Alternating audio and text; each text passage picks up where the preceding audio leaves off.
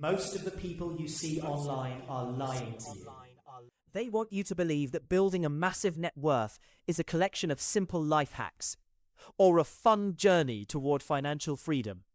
Believe me, it's not. The reason you are failing isn't the market, and it isn't your salary. It's your ego. It's your inability to handle the psychological agony required to do what the crowd is simply too weak to do. The strategies that genuinely skyrocket your wealth aren't popular. They aren't easy, and they definitely aren't fun. They usually suck. If you're looking for a comfortable path, close this video now. But if you're ready to embrace the brutal, painful reality of the elite, listen closely. The war of the ego. Let's talk about delayed gratification. Everyone uses the phrase, but almost nobody has the stomach for it. It means looking at a Finance 2026 EV that you can actually afford the monthly payment on, and saying no. It means driving that used car with the faded paint while your friends are posting photos of their new leather interiors on social media.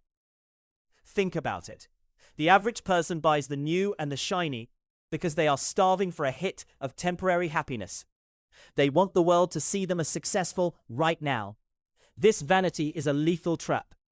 The painful truth is that you have to live significantly below your means, not for a month, but for years. You have to be the poor friend in the group while your peers are upgrading their lives on credit. It sucks. You will feel like life is passing you by. But that sacrifice of your pride, that is the only thing that builds your shield of capital. You are choosing future power over a moment of vanity. It's a psychological war every single day, and most people lose. The social tax and lifestyle creep. Saying no to social pressure is its own kind of torture. As your income grows, the world will demand that you spend it. Your friends want to take that $3,000 trip to Bali, or they want to hit that expensive steakhouse for a Friday night out. Saying no to these things, it hurts. Seriously, you have to be the weird one. The one who brings a packed lunch to the office instead of spending $60 on a cold Uber Eats meal because you were too tired to cook. This discipline creates the gap. That gap between what you earn and what you spend is where your empire lives. Most people let their expenses rise right along with their income, a disease called lifestyle creep. To skyrocket your net worth, you have to fight that creep with everything you've got. You stay uncomfortable until you are finally truly free. Believe me, being the only one not spending is a heavy weight to carry. If you've made it this far into the video, you're already part of the 1% who actually value freedom over furniture. We need to keep this community tight. Hit the subscribe button so the algorithm knows you're here for the truth, not the fluff. The boredom of success. Everyone wants the exciting stock pick or the next big crypto coin. Why? Because the truth is boring.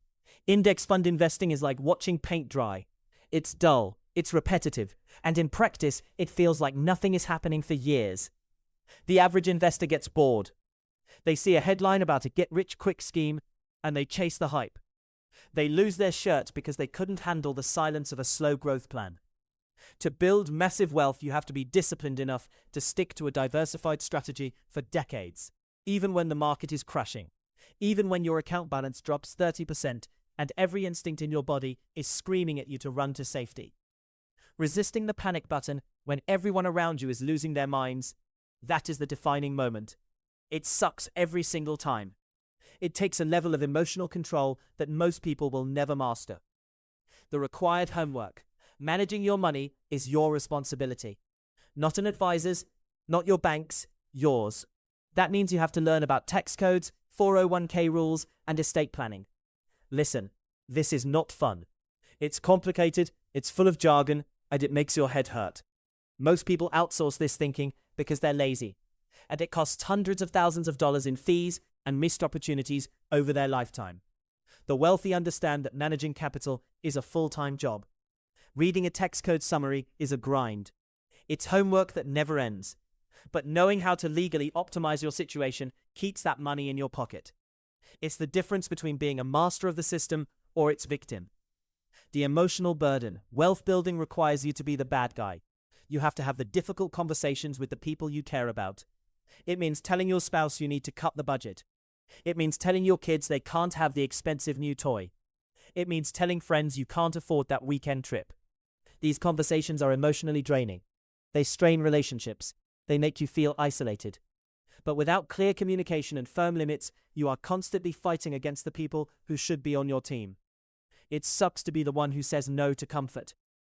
But it is the only way to secure a family's financial future. Most people avoid the talk, and they pay for it with their freedom. The relentless income grind, you can't just save your way to the top. You have to earn. And that means more work on top of your regular job. It means taking on extra projects when you're already exhausted. It means networking when you'd rather be sleeping. Even when your heart is pounding in your chest. This is a relentless grind. It's a never-ending hill to climb. It also means the humbling experience of downsizing. Selling things you own, selling your ego just to inject cash into your investments. Moving to a smaller apartment or selling your second car feels like a step backward in a world that pushes you to acquire more. It feels like defeat. But it's actually a tactical retreat, so you can win the war. The silence of stealth wealth. The final reality check is the slow burn. We live in a world of instant downloads. We expect wealth to happen at the same speed. But building significant wealth takes a decade or two of consistent, silent effort. There is no shortcut. The time between starting your journey and achieving true independence is long, silent, and often feels unrewarding. It sucks to know you won't be rich next year, but accepting that fact is the first step to actually being rich in 10 years. Most people quit after one bad year because the failure feels too personal. You have to have the humility to admit you were wrong. You will pick a bad stock. You will pay too much for something. The key is to learn quickly without letting it paralyze you. There is peace in being invisible. Your security is unassailable because no one is looking for it. You've kept the treasure without waking the dragon. Contentment is a muscle. If you don't exercise it, greed will take over. When you embrace the suck of the slow burn, you align yourself with the math of true compounding interest. It always wins in the end. It demands that you find satisfaction in the process itself, in the automatic investment, in the debt balance slowly chipping away.